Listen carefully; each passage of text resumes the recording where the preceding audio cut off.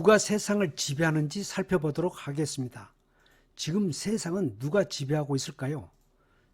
정치일까요? 부자일까요? 아니면 종교일까요? 미국의 유명한 투자가인 마크 안디라는 사람이 있는데 이 사람은 2011년 8월 20일자 월스트리트 저널에 기고한 글에서 소프트웨어가 세상을 지배하고 있다 이렇게 밝혔었죠. 하지만 지금은 소프트웨어 대신 플랫폼이 세상을 지배하고 있습니다. 가파, 바트라고 불리는 이른바 플랫폼 기업들이 있죠. 미국의 구글, 애플, 페이스북, 아마존을 가파라고 하는데 중국에는 바이두, 알리바바와 텐센트, 일본에는 라쿠텐, 한국의 카카오 쿠팡, 배달의 민족 등이 모두 플랫폼 기업들입니다. 특히 코로나 팬데믹 이후에 이들 기업의 성장은 가히 폭발적일 정도로 급성장하고 있습니다. 시장 가치가 1조 이상인 비상장 스타트업 기업을 유니콘이라고 하는데 유니콘의 경우에도 플랫폼 기업이 대부분을 차지하고 있습니다. 특히 미국에는 혁신적인 생각을 지닌 소수의 천재들이 플랫폼을 활용해서 세상을 바꿔가고 있죠. 그런데 공교롭게도 실리콘밸리가 있는 미국 서해안에 둥지를 틀고 있는 가파, GAFA의 창업자 모두는 이민의 피가 흐르고 있습니다. 구글의 창업자 레리 페리지와 세르게이 브린은 유대계 러시아 이민자의 자녀입니다.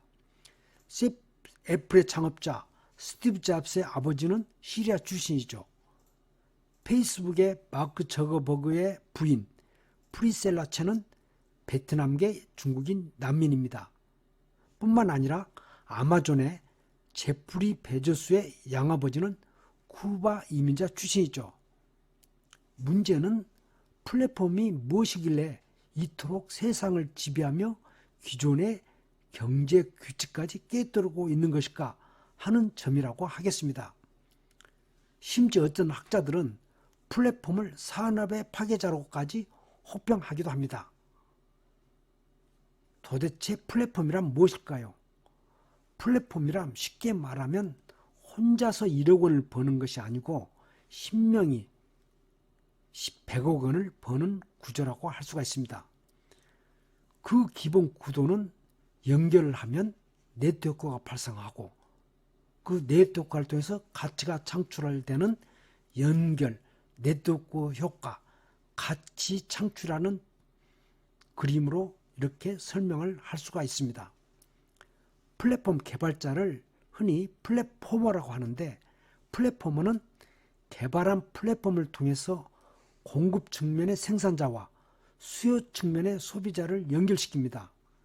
이때 연결된 참여자 수가 많을수록 가치가 높아지는 이른바 네트워크 효과가 발생하죠.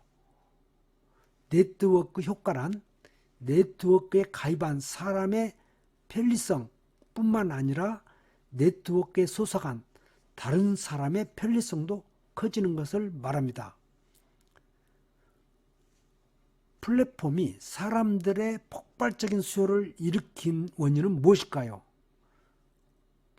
그 원인은 무엇보다도 참여자들의 비용을 절감시키는 데 있다고 하겠습니다. 예를 들면 검색을 하려면 많은 시간과 노력을 소비해야 합니다.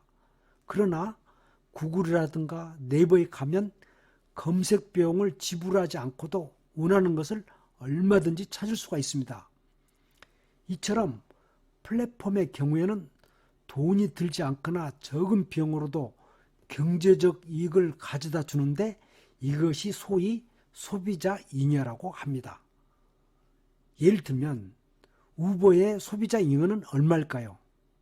우버는 일반 운전자와 함께 개인 자동차를 제공하는 저렴한 서비스를 통해서 2015년에만 미국의 시카고, 뉴욕, 로스앤젤레스, 샌프란시스코 이 4개 도시의 소비자 잉여가 약 29억 달러, 하나로 3조 3천억 원, 미국 전체로 따지면 68억 달러, 하나로 따지면 7조 8천억 원의 소비자 잉여를 창출한 것으로 경제학자들은 추정하고 있습니다.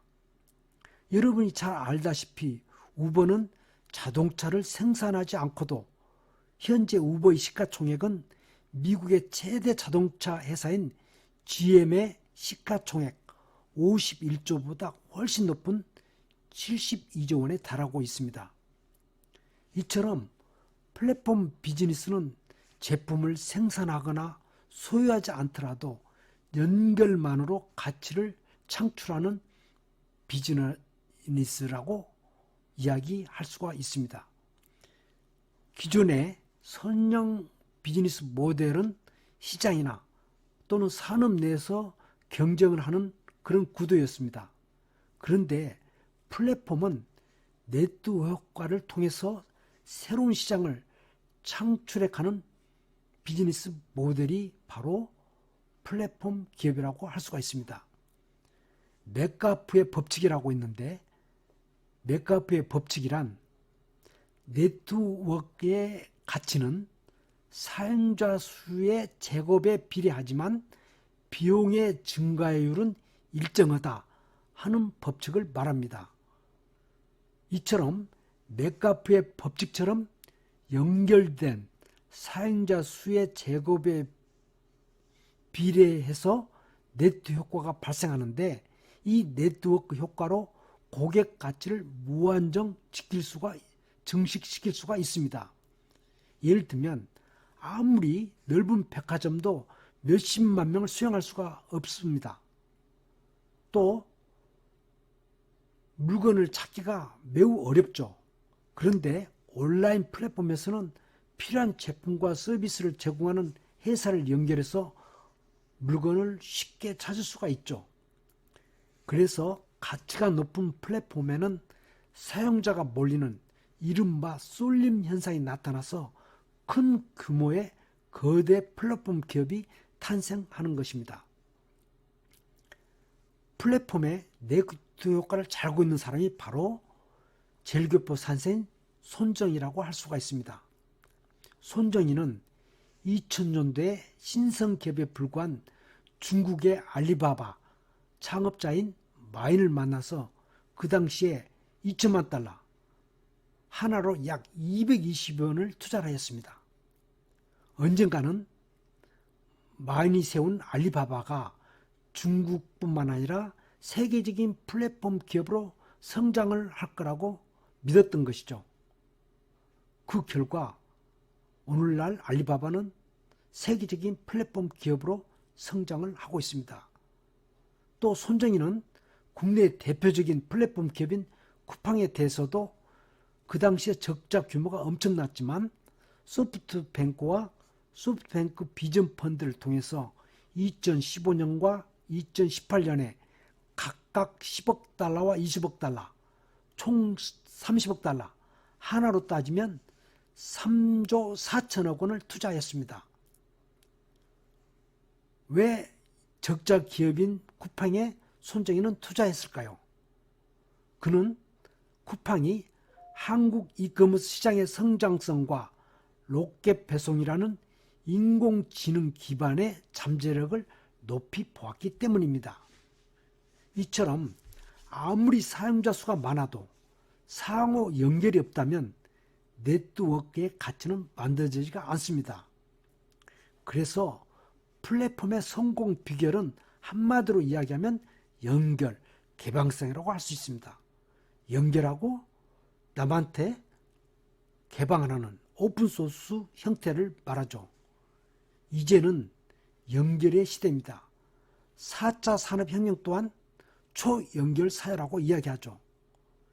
기존의 기업이 생산자에서 소비자로 이어지는 파이프라인 형태의 일반적 사업이었다면 지금은 어떻게 하면 생산자와 소비자의 양쪽 모두에게 어떤 가치를 창출할 수 있는지를 스스로 물어봐야 살아남을 수 있는 시대가 되고 있습니다.